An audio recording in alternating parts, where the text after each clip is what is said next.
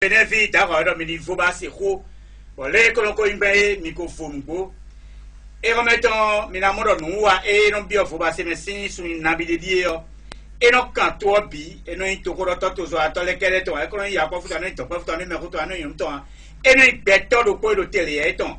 anana lo ka gbe do bene to me dada me on e kuma no e non do fu pede pon a dinu kun e de ton le e meje mi no pon l'on donne alors à bête mais bi na e vario e na ma vario e no mo jenwe akọ sun ma do ho e no bi kolo ni fi ono fi ne go ta kin pa glelinu to bene kun ba ji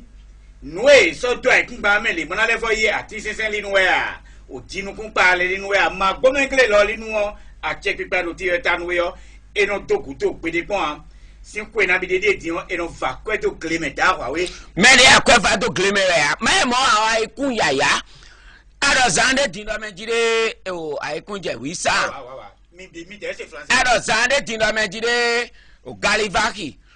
to ga mi to talon da kwa va de mere chobo mi tele o mi no nu faki ko e nu e to mi to me to le ko ado me jire va ko e donu ende da jime no zo be da ki to mi ba mi ma tun wa yo mina to ken do le cleo de ko e ti o e ne on si jawe mina gbi jenu kon bon va ki e gbe yo nu e so da ye de teme yo nu e na so yo mina gon o to ma mona e we so bo me yi me we boti no to tegbe to mu tuto me tu oton e pe asado nu e ko ga click nja me da ho ne mi no yi o ndokuru aso e wa lo to wu mi de o ko eton yo mi do Pedro Ernest Comlan bon secrétaire permanent plateforme des acteurs de la société civile au Bénin société civile ne glissant liko mi de do jijanye pa fine bon na nu ndudo ndumeo eso adia bon ho chigbondi yo mi na ndobo to vile an se to vie ma do gbebo e na do ho e na se gbeton ami de re mi na se gbeton ji na do ho de bon to gana se president ta na se kan ho ito dosu ina se e de se ho chigbondi yo e na do ha mi bote kan société civile do gero me wa ba da fe ti na tele nu varia société civile nu wa yi société civile demi militaire oh mais la compétition mes amis société civile file piwe do nanu fie ministère mi to le pio mi do droit nanu fine parce que ministère le kwe mi no jo impôt mi no jo ewe no za kwa mi to e ka ti za fine mi na tun ete uza do e de no e mi ka do je za do e de ya e na za bo me do de bo wa mamono e na mo pede mi la sa fokun ya ka mi no ma do mo ko sa fun ye mo ko do sa fun yo mi do ran fine tata bo to le bi we caisse do le bi wo ko ple le 2 décembre 2011 ben do e mi na blo to do bo to na yin kon bo fifa na wan me bi bo me bi na ko nu fie to gan jijan de yo société civile na jijan fine meno dalo mi le su kena jijan fine o ajawa to da ho gan po to ti segere yo e na jijan fine o collectivité locale mais pour me no yin o gbe do mi to ro komi to le e na jijan fine bo me bi jijan do po glesi le su kena jijan fine tata jijan yo mi na jijan mi na jero nlewe do mi gbo e bo me bi na jijan mi na dodo nu ne we gbo mi gbo a me do yege aka do efe ma yege na do kwa chuba do efe mi e hunko ngudu o nya do yege endo yege o to gana se kami ka ko to nu ase kami me da lo mi le ase kami ajo to ganpo segele na ese ba mi se mi do ne mi kan blogbon bo mi na jijan mi wona do po mi wona do po nemi na blogbon bo wi won la po kwenu na sere o session kwenu na ma me to me do popo pe ya o eyin mi blo bo we gona do jiro ta no we so wa wanu de man ko ne ko ka wa ko ton mo to ko mina mo do jiro besi we na ya ize na iten we di o me le so do jiro ta no we so do o ministère ne ya me le so kan do jiro dosu yeso abi ministre le yeso ministre mi no do jiro do e atan blo no gbo mi de fi ma de no so jiro mo e do ko ni blood bi blow ya e je so ma do jiro ta lo we so o ta lo ko blood mo ko wa ko ka wa le zagbo ko kade ali e ko re zagbo alu mo blopo mo jia to sunwe suno po me mi de mi no challenge mo bije no le bi po mo le zero rapport se do no so bo projet le bi do no kon yiwe do ministère de l'agriculture, de l'élevage et de la pêche. Pourquoi il faut qu'on nous coupe gol, ça veut dire qu'il faut qu'on nous coupe ton gol d'autant. Ani a checké pas qu'à tout d'un nous glé. Le deux doigts et qu'on va qu'on a dimba. Oui. Mito, minando jiro a checké pas créer nous intimidion. A checké pas blo, on goûte le blo mi des soji jai. On me bien blo po. Mi ka blo po. Mi ze kwele. A check pa bolo jero aso mi wadi aso yon a check pa se conseil des ministres bo ze kena e wen tekre bondo bon no enyo bon mbo ma aso me popo njeji mala bele mi ya fi to de do Christian likobo mala ho zeo ni me fidion de l'Union africaine si réunion la meno do jija inoto ni to gudo mo si e mala ho wa chonu na zenu do on a investi dans glisser à l'Icoméon. On était à 6,3%. Or, Togan, Afrique a gagné les bicas, le 14 juillet 2014. Juillet 2014 à Malabo. En juillet 2014, mais signé Béo. Il est tout quoi bio. Mi ma eduraze mi ma pas 10% do glacial ko tanda. E mado wo eduna glacial ko tanda. Ba mi do mo 2014. E mado kan ko wo na iklime. Gleme tanda e ka indo e gleme o e na se ma se so kwa na wa ya. E do na blo investissement e na équipement e kuso glacial lo fie mi le glepo o alikore o epe fie mi kan kan pa je epe un mi na je leblo yi pede kakabo mi na je glesilasin veo era depo de o check pa e fine de yo mi o se o play ton nte ka wa do greli nu e we jawe nu wasi din de wa se yo de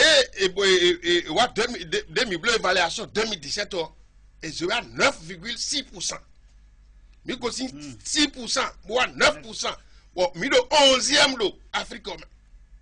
Dion et mi 2019 mi wa 12%. Donc mi amlo je glesila dion le eje FIFA nje pere. Mais et mi ka wa 12% et do mi do jiro ho mi to le opolo. Nous attendu les 3 F. F nous comptons foncier. Avec moi mi ton nemo glesile na mo mla wa so de jibo. Ou versera depo ya enodo eri ya glewa jipo na folo jero e kuma to emla isa siton abi akoso afo kuma isa siton donc mi bene o we go edo glesile amo kwe fije amo kwe de bo mlanya bo kwe na ena voda le financement rural e wen FNDA akoso kunka e mo mi ne la blo ne do akoso mi ton blodo bo se FNDA wa 100 milliards. Et que les mamans glissent les. Et Léo, et il fata wa anya kweo. Aka ya kweo kwa vide na di e na denu yo. E kweo na e so na support. Muko onde we na zenu e na denu we. Atongo, un facteur de production. Facteur de production wa ya engrais. Semence, ne mi na mo bon. Maman lo jere do no dijeto yo voulais tout méthode di engrais ko do risiko engrais de blanc engrais olai mi de blanc engrais de ya bon de kebeo to le pimeo 28 millions ça sac lopo to ga mi ton ka pon kaka bo ene na doku to ni do fo me e pon kaka bo do cha o ayin to gan abi ayin papa bo fito e ma duni lo bu duni ko akoso si aduni ko o e jo na du mo e na do nko ho e nko na si o ba de na du ayin to gan bo me o ma o dunu ahun ablonde boa bedo e mo e to 14,000 francs Africa gbedio to gande boko blo mo kat ye gbedian e mado we ne me found they don't know e ka si ape wa ai asawe jeji po glesile bi je wozu kaji bu jeji tonko e na tokuni me ere bi blo yeme opérateur madame mi do opérateur économique le so la jija gano ke kloklo no le do ke kukule do bodo domino ne mele e mo me la gwa lo nu akoso de me la bloc do nu akoso e la bloc do e bloc do nu comptons e bloc 11 milliards 500 pour la bloc do we go et le bloc 11 milliards donc ça fait 22 milliards 500 si do we de bloc bon nous ganji we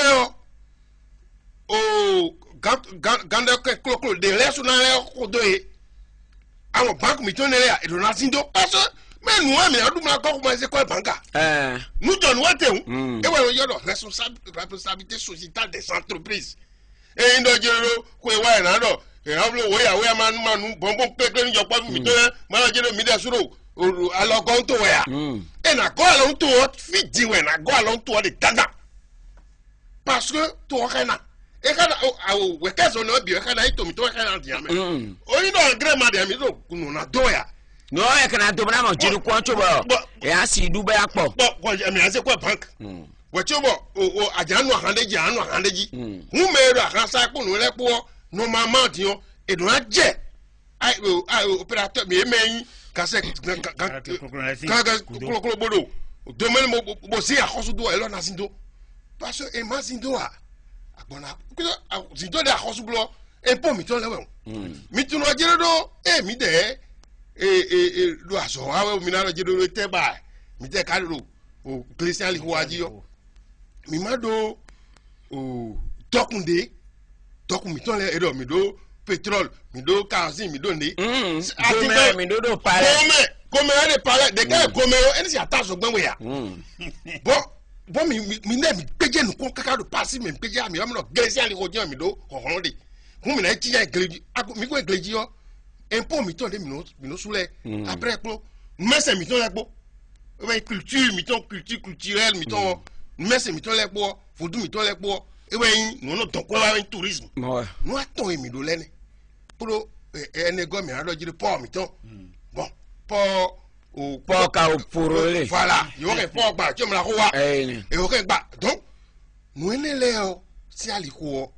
e we so mi de mi agbata me pon do passer mi do jiri mon gre o mi na beti mi na tero gre o gbangban mi tero bo revenir ton fin mi na ko de na magbon magbon fide na mo ne enye ije dinajio na mi na tunde na zalo mi cedo mi fide do akosan we vendredi wa ye do clavi nte mi kai wa don men mo dom le do ponel clavio fi mi yo o direction générale ATD A7 Glacial ho ma do polodo tewe bo tewe o pol tewe go ndo anana ho modo molikunko modo kwevi ho modo gbade ho bo tanto anana we nda ho ni bo enablo we go yin kwevi jefine tongo o gbade jefine enego molikun jefine bo mi do anaje pa magana no je gudo to le ya won ko lapo tiyo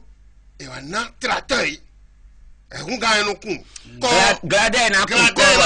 na le gre nai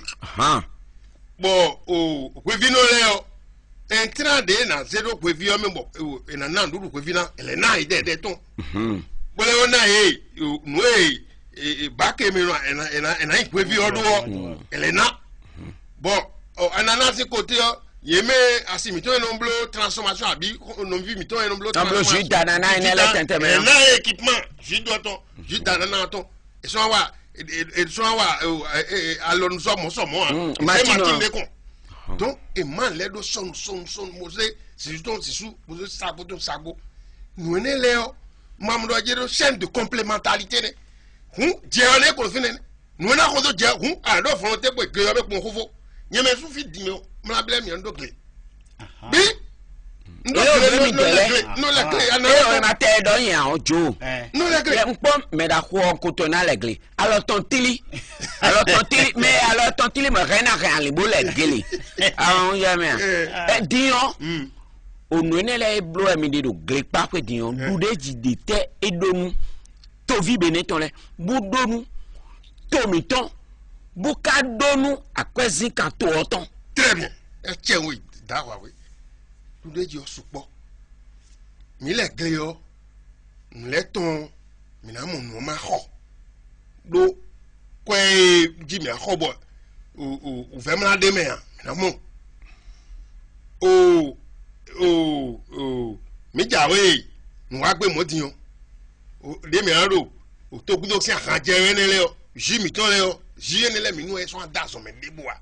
akan e da to gudo atun e de me an o mo ya nana e blo atun e de me o to ko santé si côté o nu e blo nu ko to e atun do kafa mi ko gbe bo lo asimito o da e wo da mi lo alisadu e o ene on vivi dudu ru ayi no to ko ka bo kun to ka bo ya kun odo ta bo ji eno mo vivi to so mo wa atun de blogbon to ko adu ene o atun oje mi dun jon da gbe go santé mi atongo elala e mi de mi blo bo ya je ko to le ji blo e to de le ro oblige na ho mi go mi ka sa to ku o Davis bi o ko egbe ne Davis bi o ko egbe mi na mo kwe ma gba dodo kwe ma gba so mi kwe ma blo ali ma mo na ho be o blo kuta no bi pro ma bi o ka vi me mo die na te ku dro mo fele bi ma bi o komi de le ma te jo na blo ne o me kwe na mo e yo vole di o e so ru kwe se do ya e lo ka do raison bi o gbagba da to le ru do bo e lo ka je gbagba da ro ede meji hun kwe ngu do mi na ya wuli kalo mi de o bo nu mi yon blo mi na je bi bloji mi le po na fanka ma blo ton mi fanka ma blo ejinde yo energy dagbe mi bi bo to mi to na inoko mi ma mo le mi se gbero mi le wu di mo mi file bi fe pa pe la bo e blo ya jete si afiyan medin bo wa ka je file di yo to mi de si bi eno ba te ru yo kra won ba po ye te se wi mo fi bi dagbe si won mi ja so waji ko je to mi waji yo e te se wi mo to re bi me o ira cheru mi me o me la holo ko te da fa we e ti di mi na do a hosu si agba ko yo do pede mi de su Pedro Ernest fo nene o mi do ho pede mi do nem mi de mi ga mo to run klezo mo ta crevivi di me de mo don klezo ta bo klesi yo yen su glega o mi nko kles lo kon ja lo afo so ite tv klejen do ho lo do ya so ite fi ma gigan to ma do ho atun we kun ko do ade o ama tun no je nu to suro to me hu na hu gan we ko me hu gbe ngudo nko iplo ndo ko ja la fo boyi we ma ne to mo tun to suro me nu kleo bo kat no kleo no da ti ma o bo yo no klechi le do akote me de no to parce que ma kun no jiro jalousie kun no no me na do ko meton ni o ai e no gboro yido mede kle mo le awu mo ba wi mede bo ananas côté yo mo don vomia ni joko ton do ananas we je fina me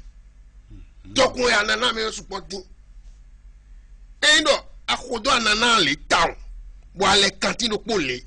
bo nuedo sedo bo ayina ayin se obio e pe pio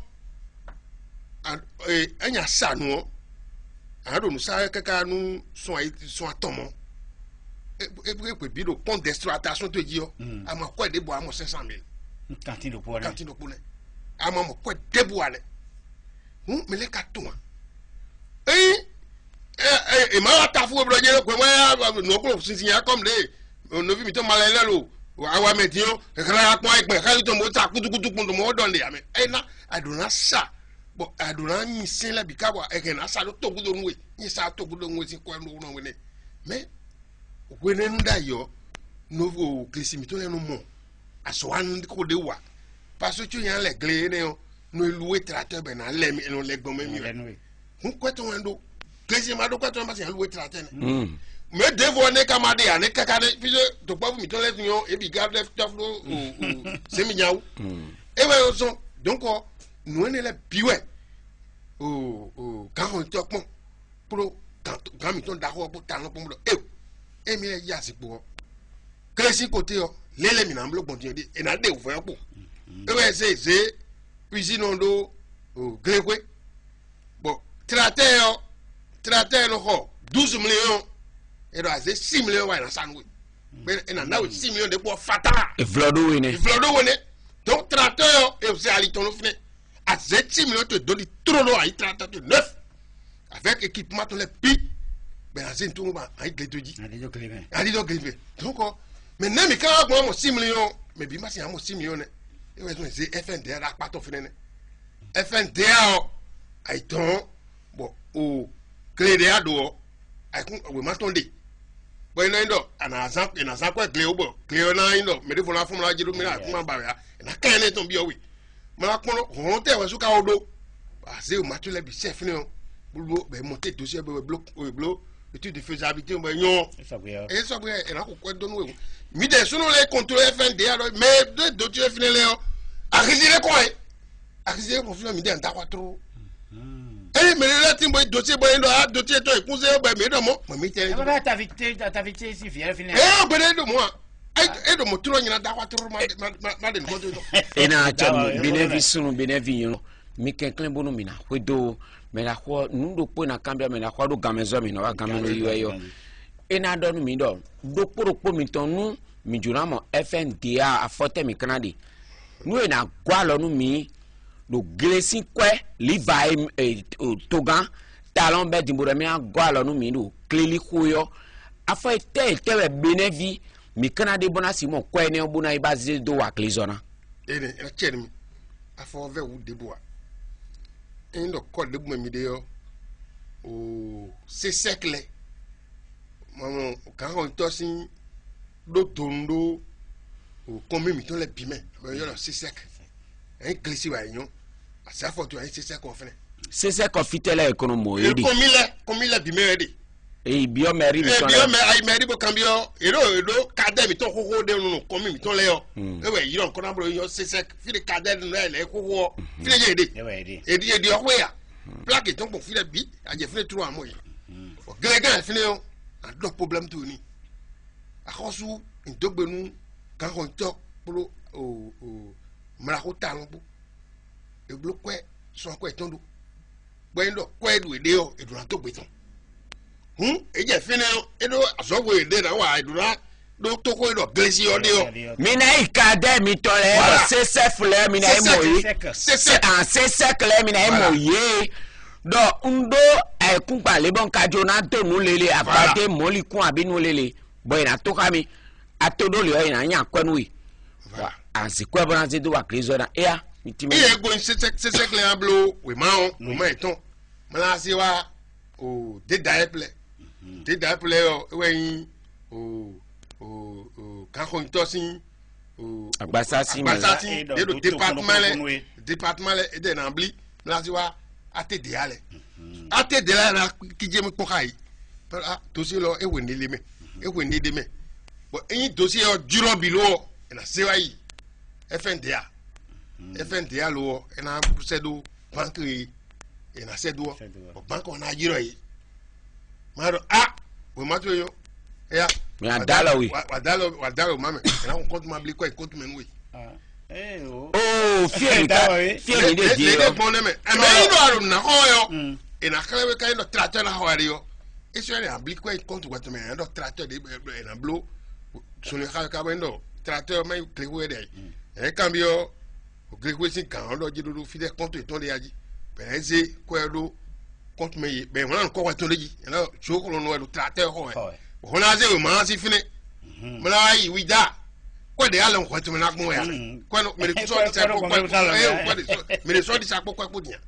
tio wenaze o ma mala kle kwe aja kle kwe ando ah we ma on ko traiter na di ero ena na san we bo asan so be pon an se traiter du mai petit mande le glina oh mi do fidie yo me dile na le ba mo jeme gege kaji lo na do ne ka si blogbon alun kan te ka si lo abi ne na si ko blogbon brando mo jeme do le bois alukan mi de ton do nouveau enye jiro yo enai punu pa wen o klesilesin gbeido dako de do beneon bio on kan ton dako bio edo plage y plage bo bio abe si forme o et tout droit na mo punu pa si plaque do fene bon o kan ton dako de o technicien ton dako bo partie bio fene o numéro ton c'est 97 60 32 11 et nous yero Toto Kodjo Bernardin 97 60 32 11